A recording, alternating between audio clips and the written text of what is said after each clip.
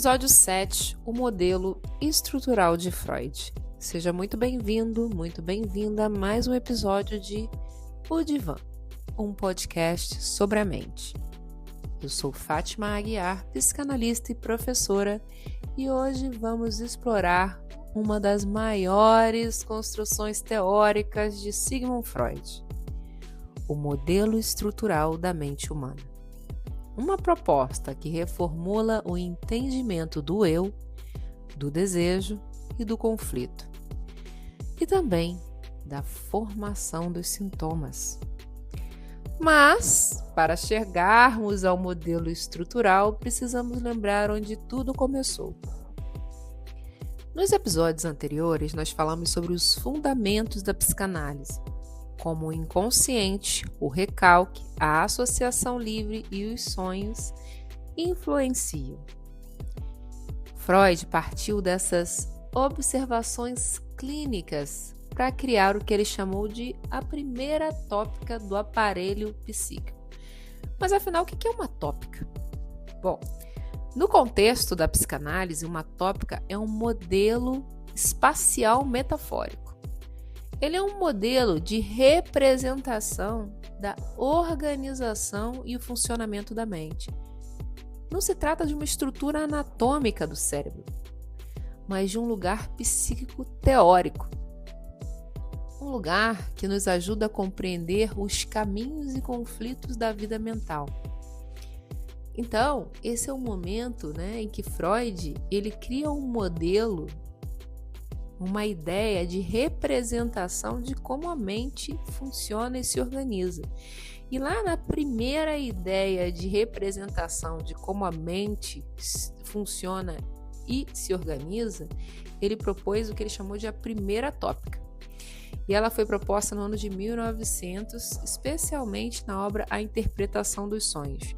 E ali ele divide a mente em 3 sistemas ou 3 regiões. Ele vai falar que a mente tem esse sistema inconsciente, pré-consciente e consciente, ou essas regiões, cada uma com características e funções específicas no processamento das representações psíquicas do indivíduo. Então, Freud ele vai dizer que o inconsciente ele é um núcleo mais profundo. É ali que estão os desejos reprimidos, as ideias recalcadas, as representações inconciliáveis com o eu. E ele vai dizer que o inconsciente opera de fora do tempo, ele é atemporal, ele não tem uma lógica, ele não tem uma moral, ele simplesmente existe. Ele vai dizer que o inconsciente ele só vai acessar a consciência se ele vier transformado ou disfarçado.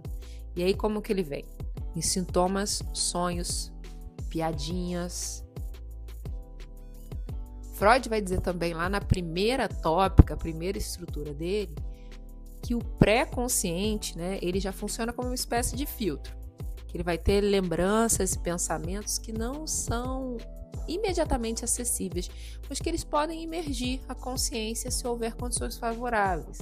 Então ele vai fazer essa ponte entre o inconsciente e o consciente. E por fim, na primeira tópica, ele diz que o consciente é a parte da mente que está diretamente acessível.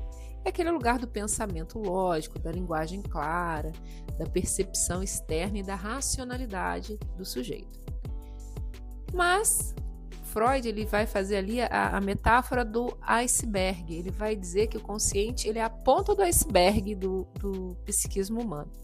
Então, nesse modelo, o Freud ele vai propor que a vida psíquica ela vai ocorrer, a grande parte da vida psíquica é como se fosse esse iceberg. Então, a gente tem ali um consciente, que é aquela parte pequenininha, mas a grande dinâmica complexa, o grande arcabouço, ele está embaixo do mar.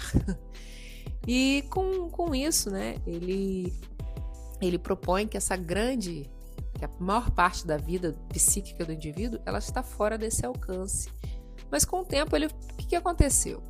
Freud ele começa a perceber que essa organização ela não dá tempo, não dá conta de explicar certas dinâmicas mais complexas, como por exemplo o sentimento de culpa, a autossabotagem, aqueles conflitos que persistem, mesmo quando a pessoa já está consciente da repetição. Porque se você percebe que você está repetindo, teoricamente, num sentido simplista, bastaria não repetir.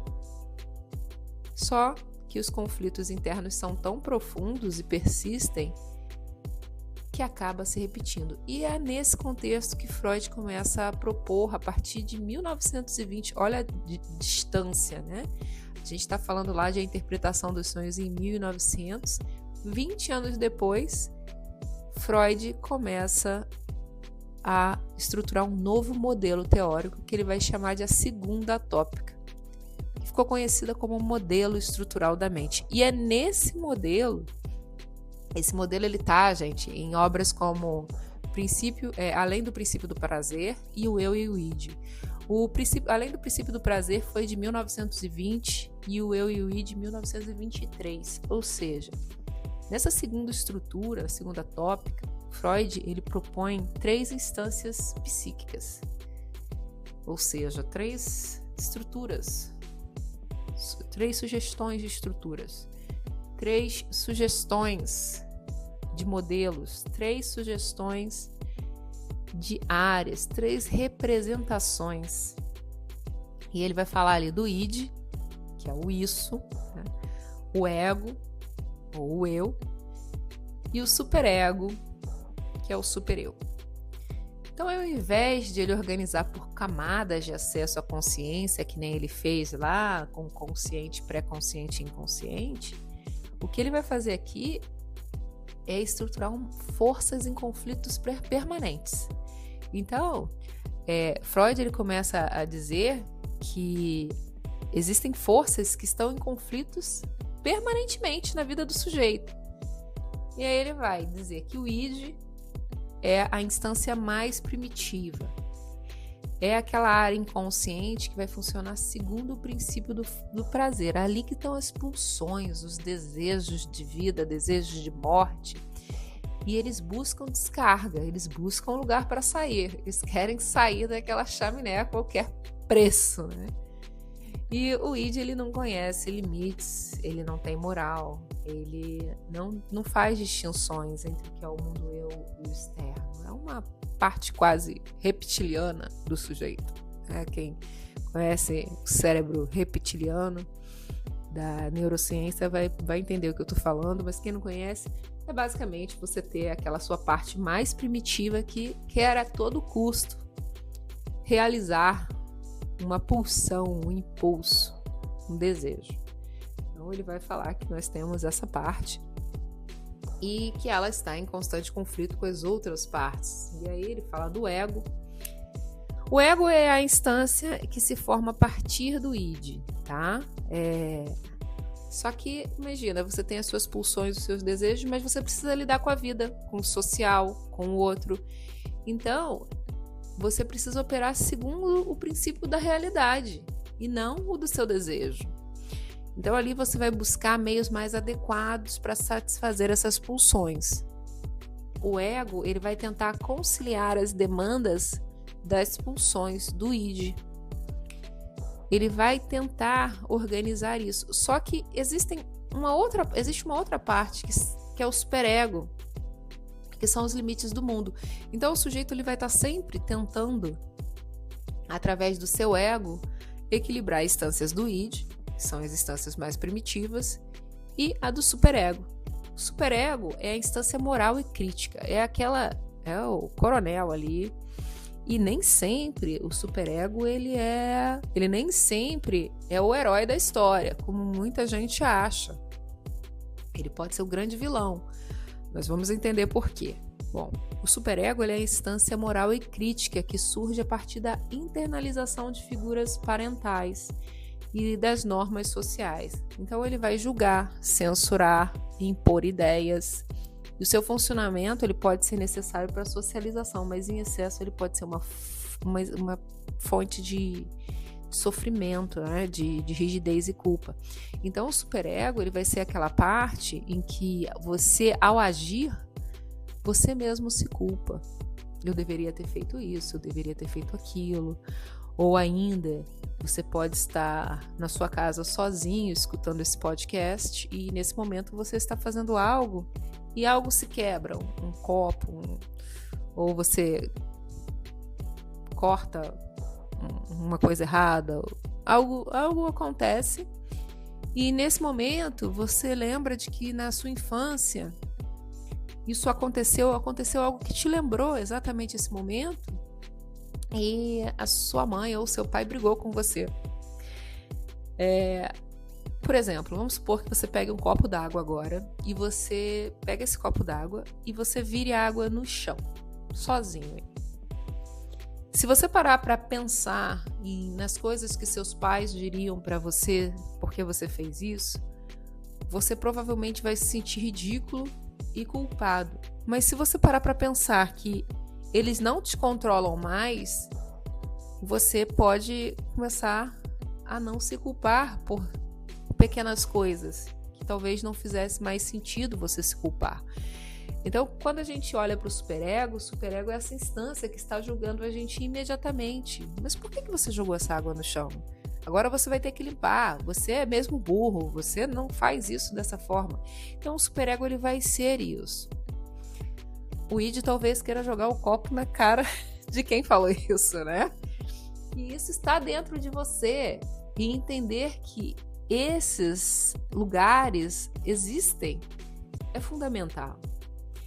Então a gente pode entender que muito do nosso sofrimento são essas ideias que estão conflituosas entre nós. E elas acontecem em todas as áreas, elas acontecem no trabalho.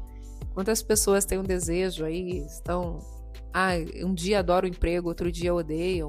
Elas estão conflituosas, algo não está resolvido. É importante a gente começar, por isso que a análise é importante a gente fazer análise. Inclusive, para quem quiser estudar psicanálise, tem um curso muito bom, que é curso de introdução à psicanálise no Instituto Sintra, www.institutosintra.com.br. Eles têm um curso gratuito que te mostra um pouquinho da psicanálise antes de você entrar para a formação, que a deles é reconhecida pelo MEC. Então, vamos continuar aqui. Diferente da primeira tópica, em que o consciente era apenas um lugar, aqui na segunda tópica, essas instâncias, essas partes, tanto o id quanto o ego e o superego, ambos têm partes conscientes e inconscientes, ou seja, o ego também é um aspecto inconsciente e o superego também. Então Freud, ele não vai mais dizer que tem um lugar onde se é consciente. Não. Tanto o lugar da culpa, o lugar da sabotagem, ele tem questões conscientes e inconscientes.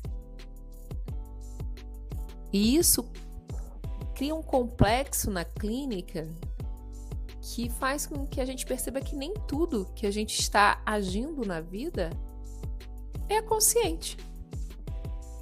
Até mesmo quando pensamos que é consciente, às vezes estamos numa dinâmica.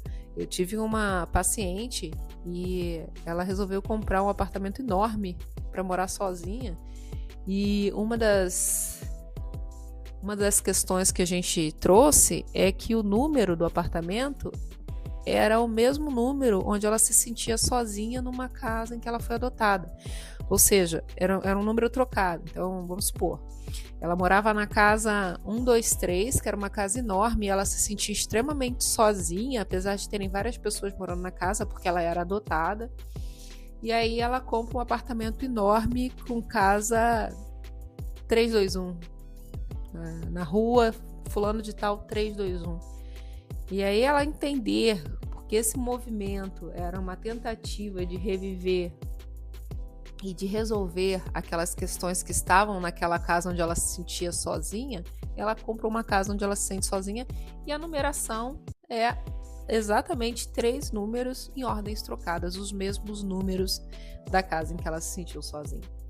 Então a gente entender que ela achou que era extremamente consciente, ela tinha todas as justificativas conscientes para comprar aquele apartamento, aquela casa lá, mas na verdade era uma tentativa de visitar aquele lugar, de resolver questões daquele lugar. E quando ela começa a resolver coisas na análise, ela consegue não mais fazer ela não precisa mais dessa casa, ela pode sair. Então, quando a gente entende isso, a gente vai ver que esses excessos, eles estão direcionados de uma forma a revisitar o sofrimento, a resolver o sofrimento. Então, quando Freud ele propõe o id, o ego e o superego, diferente da primeira tópica, ele vai saber que o inconsciente não é apenas mais um lugar, mas ele está em todas as instâncias e todas as partes do indivíduo. Então, o ego, o id, o superego, ele tem essa questão complexa, né? E o grande mérito estrutural que ele faz é tornar o conflito psíquico mais dinâmico e mais próximo da realidade clínica, ou seja, o sujeito ele é compreendido e dividido entre forças internas que o pressionam de ambos os lados.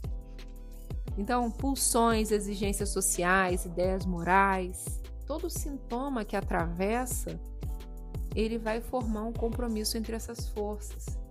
Então, esse modelo ele vai permitir a gente a compreender que os fenômenos como uma neurose obsessiva, em que o superego é hiperativo, que exige perfeição constante, exige acerto constante, que pune se é errado, que esses fenômenos eles têm lugar. Ou, por exemplo, a histeria, onde o desejo inconsciente é recalcado em nome do ideal inatingível. A histeria ela faz muito essa conversa com aquelas mulheres que precisavam ser perfeitas e não ter voz, que é um desejo inconsciente recalcado do ideal inatingível. O ideal das mulheres sempre era inatingível. Porque tinha que saber ler, tinha que tocar piano, tinha que fazer balé, tinha que fazer comida, você tinha que ser tudo. E aí, quando a gente vê os casos em que o ego se fragiliza diante desse excesso, a gente acaba vendo angústia, colapsos, síndrome do pânico, crise de ansiedade. Tudo isso vem por uma exigência de um ideal inatingível. Então, preciso resolver onde foi que eu criei essa ideia de ideal inatingível. E é nessa hora que a gente vai para a clínica analítica, tá? É importante saber que o Freud ele não abandonou a primeira tópica, tá? Ela ainda é útil, especialmente na clínica inicial. Mas a segunda tópica ela vai ter uma maturação teórica. São 20 anos de diferença, 20 a 23. Então, ela tem uma maneira muito mais precisa de compreender como o sujeito se estrutura a partir do conflito.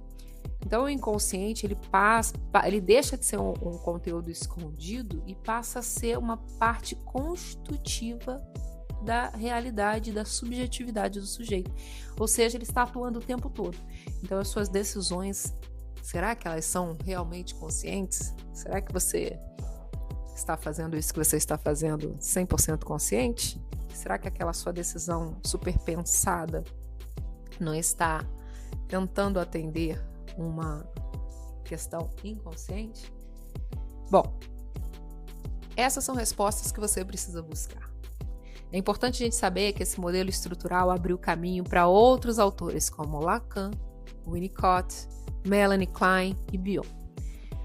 Então, essas teorias do sujeito, da linguagem, da relação com o outro, ela é muito importante para a gente reconhecer que tudo começa com Freud e com a sua ousadia de pensar o psiquismo como um campo de forças, mas não como uma unidade harmoniosa com respostas para tudo. No próximo episódio, nós vamos retomar essa caminhada da construção do saber psicanalítico para entender como que a psicanálise se estabeleceu como um novo campo de conhecimento, atravessando a medicina, a filosofia, a cultura.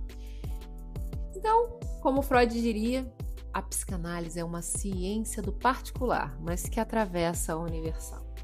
Eu sou Fátima Aguiar e esse foi mais um episódio de O Divã, um podcast sobre a mente. E se você quiser se aprofundar nesse conteúdo, eu recomendo a leitura do O Eu e o Id, especialmente os capítulos em que Freud descreve o ego, como o ego surge a partir do id.